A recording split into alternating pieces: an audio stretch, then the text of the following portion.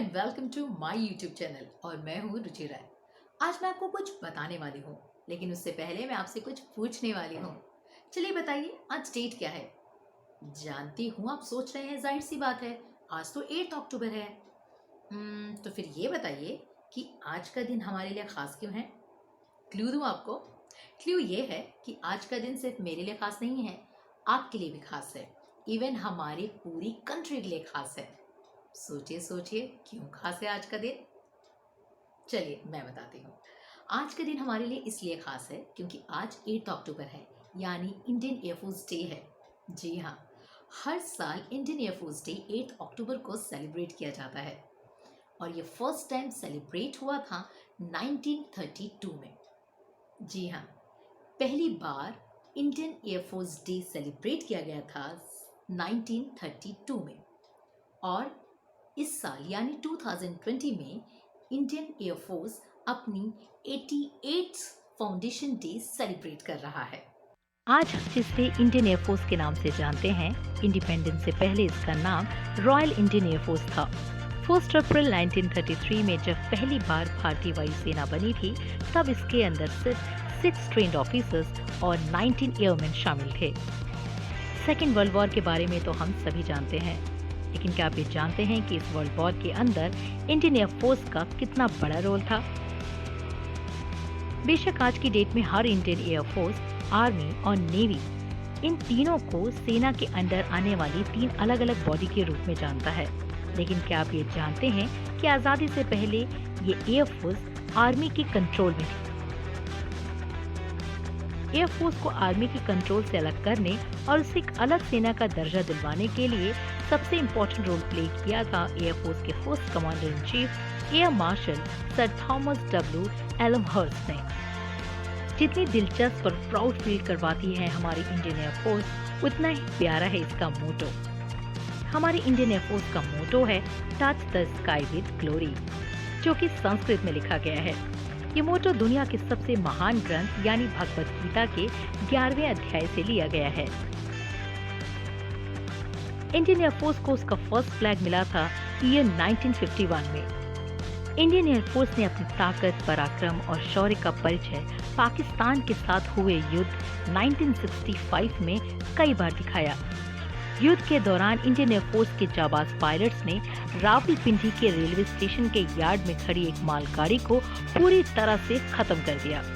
दरअसल इस ट्रेन में भारत के खिलाफ होने वाले कई खतरनाक हथियार इस्तेमाल हो रहे थे और इसी ट्रेन को उड़ाया था हमारे इंडियन पायलट्स ने।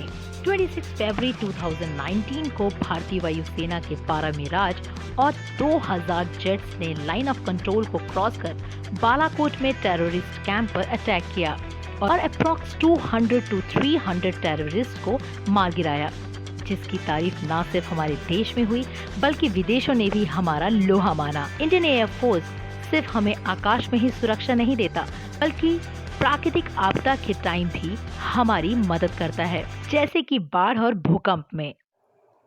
आकाश में अपनी वीरता और शौर्य का परिचय देने वाली हमारी इंडियन एयरफोर्स वर्ल्ड में 4th पोजीशन पे आती है।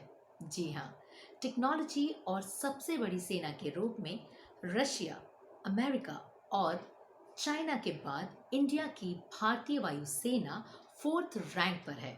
हमारे इंडियन एयरफोर्स की ताकत को और भी बढ़ाते हैं इसमें शामिल होने वाले फाइटर्स, जैसे कि मिग, सुखोई, तेजस, जैगुआर, बोइंग 707, बोइंग 747, कई अत्याधुनिक हेलीकॉप्टर, मिसाइल्स और हाल ही में शामिल हुआ राफेल।